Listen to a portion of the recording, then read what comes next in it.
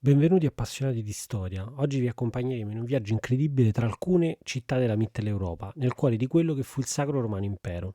Se non lo avete già fatto, ricordatevi di iscrivervi al canale per rimanere aggiornati e non perdervi i nostri nuovi video. Il nostro itinerario attraversa il cuore dell'Europa, al confine tra la Francia e la Germania, un'area che per secoli è stata crocevia di culture, potere e spiritualità.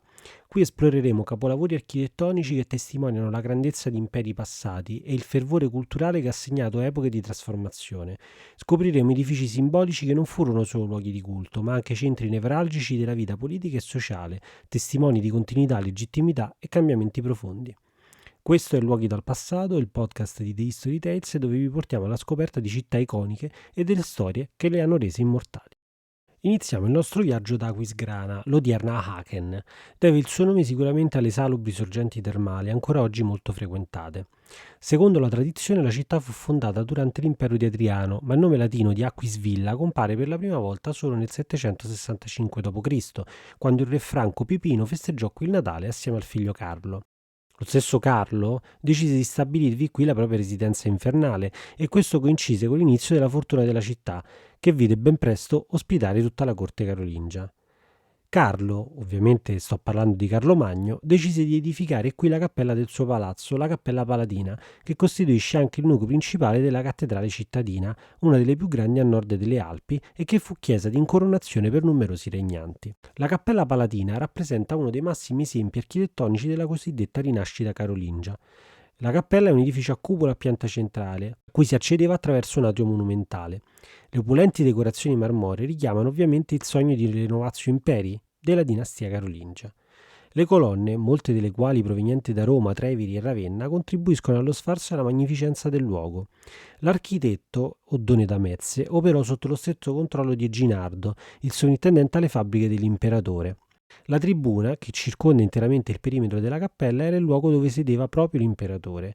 Qui si trova ancora il trono di marmo, dove ben 30 re tedeschi furono incoronati tra il 936 e il 1531.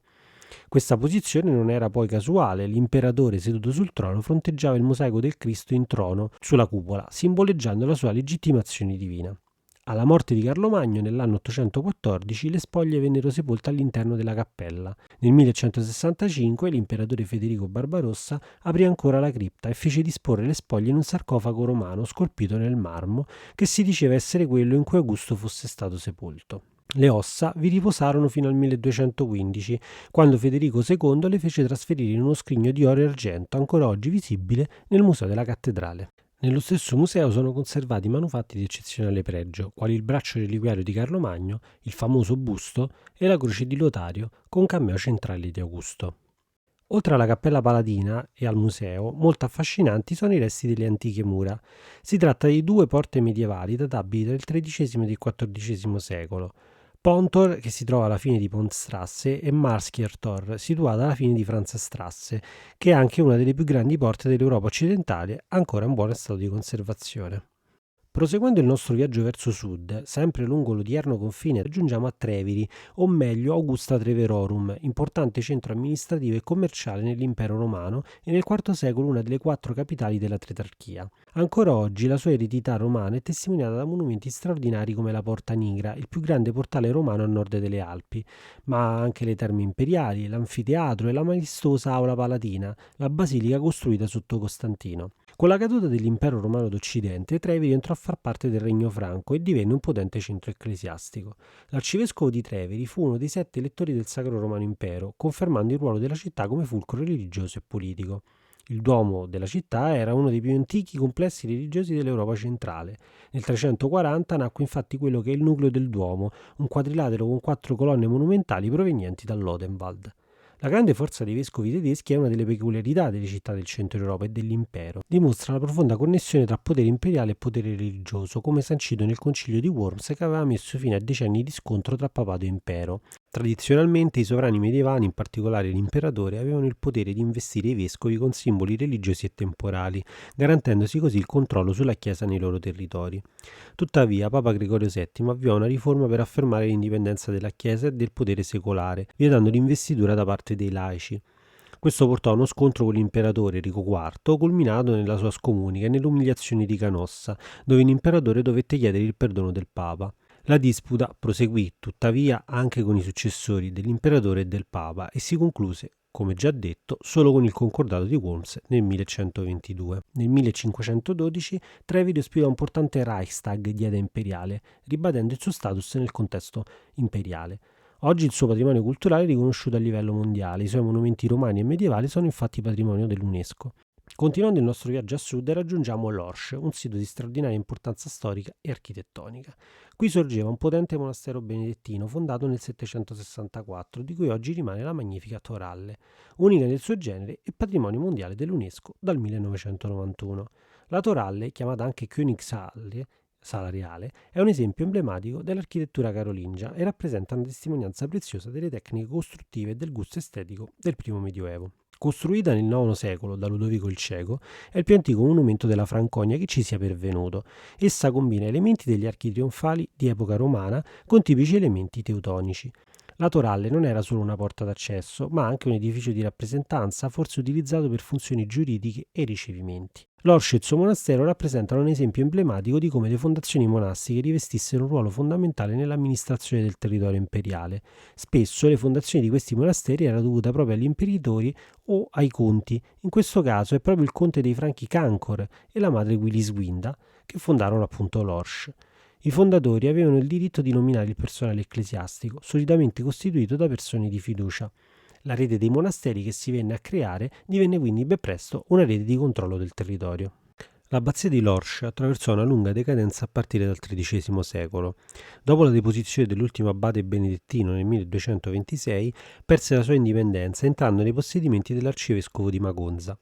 Nel 1556, con l'avvento del protestantesimo, i monaci furono allontanati e la preziosa biblioteca venne trasferita ad Heidelberg, dando vita alla Biblioteca Palatina. Spostiamoci sulla sponda occidentale del Reno, non lontano da Francoforte, e arriviamo a Worms, città cruciale nella storia dell'impero e anche in parte nella storia d'Italia. Worms è considerata la città dei Nibelunghi, la mitologica stirpe germanica di nani che vivevano sottoterra. Simbolo della leggenda dei Nibelunghi è proprio la torre omonima del ponte sul Reno, costruita alla fine del 1800. Worms è stata sede anche di due importanti eventi storici, il Concordato del 1122 e la Dieta del 1521. Del Concordato abbiamo già detto in precedenza, è stato l'evento che ha segnato una tregua nelle dispute sulle investiture tra papato e impero, con un accordo di compromesso che soddisfò entrambe le parti. La Dieta del 1521 riguarda invece l'altra figura legata alla città, ovvero Martin Lutero. Qui nell'aprile del 1521 Martin Lutero fu chiamato a rifiutare le sue tesi. Il teologo e presbitero tedesco si presentò invece con l'intento di difendere le sue teorie e di non cedere alle sue posizioni. Una struttura fondamentale della città è certamente la cattedrale di San Pietro, costruita, ad eccezione dei piani superiori della torre, tra il 1130 ed il 1181. Parallelamente alla nuova costruzione venne demolita una primitiva basilica romanica databile al primo quarto dell'undicesimo secolo e forse sede del concordato. L'interno del Duomo è caratterizzato da pareti in pietra arenaria rossa e da uno stile romanico imponente. Anche qui ritroviamo un sistema di campate scandite tipico dell'architettura renana di questo periodo. Il Duomo ha subito diversi restauri nel corso dei secoli, ma ha conservato il suo carattere e la sua importanza. A pochi chilometri da Worms completiamo il nostro viaggio nella piccola cittadina di Spira. Spira deve il suo nome agli Alemanni, popolazione che occupò la città in epoca tardo-antica. Vennero sconfitti dai Franchi alla fine del V secolo che occuparono la zona. Ben presto la città divenne un'importante sede vescovile. Nel 1027 Corrado II il Salico, nativo di queste zone e successore di Enrico II al soglio imperiale del Sacro Romano Impero, pose la prima pietra del nuovo Duomo, che avrebbe dovuto ospitare le sepolture della sua dinastia. La città divenne ben presto una delle residenze degli imperatori. Nel 1076 l'imperatore Enrico IV partì proprio da Spira alla volta di Canossa per incontrare Papa Gregorio VII. Il Duomo, dedicato ai Santi Maria e Stefano, ma anche conosciuto come Kaiserdom zu Speyer, rappresenta un capolavoro del romanico renano. L'edificio è realizzato con arenaria rossa, pietra tipica come detto di queste zone. La struttura presenta un deambulatorio del matroneo, un elemento distintivo che corre lungo tutto l'esterno, oltre alle sene archetti ciechi che movimentano le pareti. L'ingresso è preceduto dal Westwerk, una facciata monumentale tipica delle chiese imperiali. All'interno la cattedrale si articola in tre navate divisi da pilastri con semicolonne addossate. La navata centrale, con un'altezza di 33 metri, è illuminata da ampie monofore. Il cuore pulsante della cattedrale si trova nella sua cripta, un ambiente sotterraneo che ospita le tombe di numerosi sovrani germanici. Qui riposano le spoglie di 8 imperatori e re tedeschi, tra cui Corrado II, Enrico IV ed Enrico V. Questa cripta non è solo un luogo di sepoltura, ma anche un pantheon imperiale, testimonianza della continuità dinastica e del potere dell'impero. Nel portico esterno molto affascinanti sono le statue degli imperatori tedeschi, che con la loro maestosità accolgono i visitatori e i fedeli. Prima di lasciare Spira, non dimenticatevi di visitare un'altra bellissima chiesa protestante non lontana dal Kaiserdom. Si tratta della chiesa della Trinità, costruita agli inizi del Settecento. L'interno, assolutamente affascinante, è ricco di decorazioni lignee e pannelli dipinti con le storie della Bibbia. Molte di queste località hanno subito terribili devastazioni durante la Seconda Guerra Mondiale. I bombardamenti incessanti che hanno colpito queste zone hanno distrutto moltissime chiese, innumerevoli palazzi ed edifici storici.